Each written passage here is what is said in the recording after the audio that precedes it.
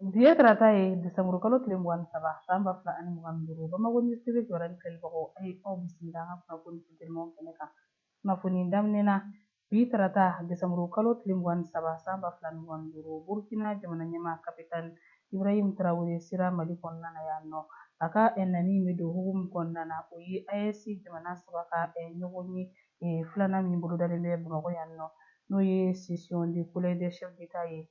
Ale kɔni nana ka na fara a tɔɲɔgɔn jamana ɲɛmaa fila kan n'o ye Asimi Goita général d'armée fo ka taga se général Abdurahmane Tiani ma. Wa ni nani bɛ don kadira min kɔnɔna na o ye AES ka jamana saba ɲɛmɔgɔ ka sigi ye n'o ye deuxième session de collège AES ale tɔgɔ la. A kɔni kunbɛnna min ye an yɛrɛ ka jamana ɲɛmaa fɛ n'o ye général d'armée Asimi Goita ye. Mali pankurun jigin kɛnɛ kan n'o ye aéroport international de Modibo Keita ye. Halisa an bɛ to ni Mali kunnafoniyaw ye. Fɛn min ye i k'a dɔn général Chiko ni ale tɔgɔ sɛbɛn ye Sɛki Nimaga ye ni kumaba fɔla don an ka bɔlɔlɔsiraw kan n'ale yɛrɛ minɛnen bɛ ka don bɛrɛ la Sɛnɛgalikaw fɛ yen nɔ ka sababuya kɛ mɔgɔw ka damakasili sɛbɛn donni a kama. A yirala k'a fɔ ko ale ka kiiriw bɛna dayɛlɛ bi tarata don n'o bɛnna Desanburu kalo tile mugan ni saba ma san ba fila ani mugan ni duuru. Farafinna ndolantanna walew ka ɲɔgɔn kunbɛn min bɛ senna Marɔkaw fɛ yen nɔ n'an ko a ma ko Coupe d'Afrique des Nations CAN Maroc 2025 o hukumu kɔnɔna la Mali ani Zambie de tun bɛ ɲɔgɔn na kununko a ndolantan banna awa 1-1 na. Nin ndolantan in kɔnɔna na a yirala k'a fɔ an ka ndolantanna min bɛ yen nɔ n'a tɔgɔ ye ko Lasine Sinayogo ale de kɛra maa ye min ka ndolantan cogo ɲɛna kosɛbɛ kosɛbɛ. Ayiwa ndolantan in kɔnɔna na fan fila bɛɛ lajɛlen maa fila farala ɲɔgɔn kan Mali ani Zambie.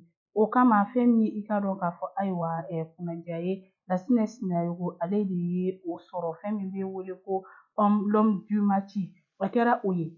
Nin ndolantan in kɔfɛ sisan Mali ka ndolantan filanan bɛna kɛ ani Marɔko de ni ɲɔgɔn cɛ min kan ka kɛ Desanburu kalo tile mugan ni wɔɔrɔ san ba fila ni mugan ni duuru nɛgɛ 20 wagati awa sufɛ safo wagati.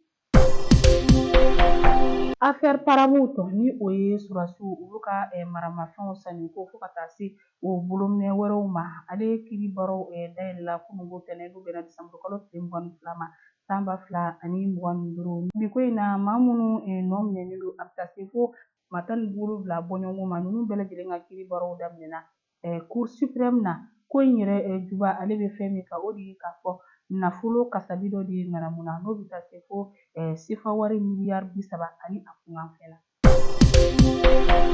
Kunnafoniyaw y'a yira k'a fɔ ko citernes caman donna Sikaso olu falen daji la.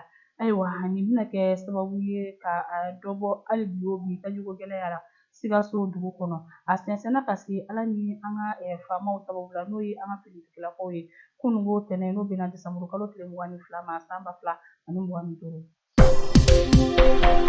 An bɛna an ka kunnafoniyaw kuncɛ ni ko ka kibaruyaw ye. Benin jamana kan awa kumaba fɔla min bɛ yen nɔ ni a bɛ wele ko activiste Kemi Seba kɛ bɛ ale kɔ nin wagati in na.